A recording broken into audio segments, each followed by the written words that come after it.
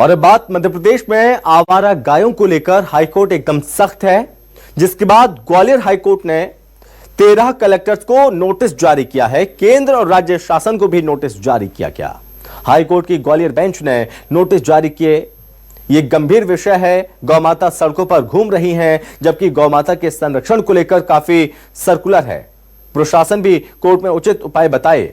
High court ने notice जारी किया और नोटिस जारी कर 4 हफ्ते में जवाब मांगा है। और ग्वालियर के वकील ने जनहित याचिका लगाई थी, जिसके बाद अब ग्वालियर हाईकोर्ट बेंच ने इसको लेकर नोटिस जारी किया है। और इस पर ज्यादा जानकारी के साथ संवाददाता कर्ण मिश्रा हमारे साथ जुड़ रहे हैं।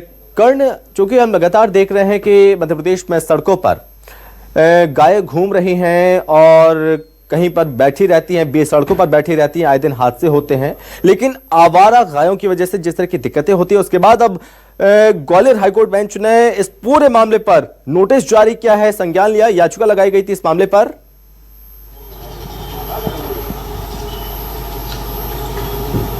बिल्कुल, देखिए, प्रदेश में आवारा गौवंश को लेकर जमकर सियासत देखने मिलती है। इसके साथ ही ग्वालियर हाईकोर्ट में एक जनहित याचिका गई थी, क्योंकि शहर यानी ग्वालियर चंबल अंचल में आवारा गौवंश के कारण कई गंभीर हादसे भी हुए हैं। ऐसी स्थिति को देखते हुए इस गंभीर मामले पर ग्वालियर हाईकोर्ट में सुनवाई हुई और उस सुनवाई के बाद माननीय न्यायालय ने इस मामले में नोटिस जारी किए हैं।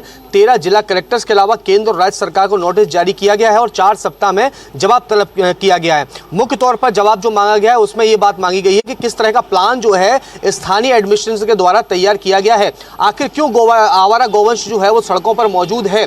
जब गौशालाएं मौजूद हैं तो गौवंश सड़कों पर कैसे मौजूद है, और जितने हादसे हुए हैं अभी तक की उससे जुड़ी जानकारी भी जो है वो कहा जाए कोर्ट में तलब की गई है। ऐसे में देखना होगा कि अब इस पूरे मामले में जब 4 सप्ताह बाद सुनवाई होगी और एडमिनिस्ट्रेशन, लोकल एडमिनिस्ट्रेशन जो है, 13 जिलों के कलेक्टर जो हैं, केंद्र और राज्य सरकार की ओर से किस तरह की जानकारी जो है कोर्ट में पेश की जाएगी। क्योंकि कोर्ट की ओर से इस बात को लेकर स्पष्ट किया गया है कि जिस तरह की जानकारी कोर्ट में स्थानीय जो एडमिनिस्ट्रेशन है उनके द्वारा, केंद्र और राज्य सरकार के द्वारा दी जाएगी, उसके आधार पर फाइनल ऑर्डर जो है वो कोर्ट के द्वारा जारी किया जाएगा। क्योंकि आवारा गौवंश अब अकेला सिर्फ ग्वालियर चंबल अंचल ही नहीं, प्रदेश में एक बड़ी समस्या देखने के लिए बना हुआ है।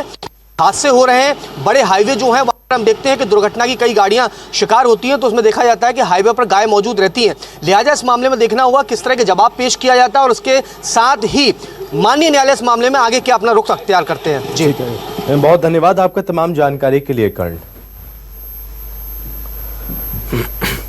तो हाईकोर्ट ने साफ तौर पर यह बात कही है, ये गंभीर विषय है, जबकि गौमाता के संरक्षण को लेकर काफी सर्कुलर हैं।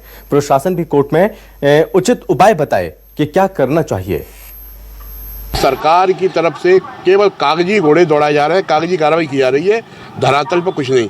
आज ग्वालियर शहर नहीं, पूरे चंबल संभाग में और पूरे संभाग में देखा जाए, हाईवे पे गाय मिल रही है आपको, कचड़े में बैठी हुई हैं। कहीं वैसे जिसको देवी देवताओं के रूप में इस गाय को पूजा जाता है हमारे धर्म में, कोर्ट ने ये कहा कि ये बात सही है कि गाय की दुर्दशा वास्तव में खराब है और इस पर क्या सुझाव ग्वालियर में आम पब्लिक भी का व्यक्ति भी कोई सुझाव दे सकता है कि इसके लिए सरकार को क्या क्या उपाय करना चाहिए। ये टिप्पणी कोर्ट ने कहा है और 4 सप्ताह बाद मामले की सुनवाई होगी, फिर आगे स्थिति आएगी क्या।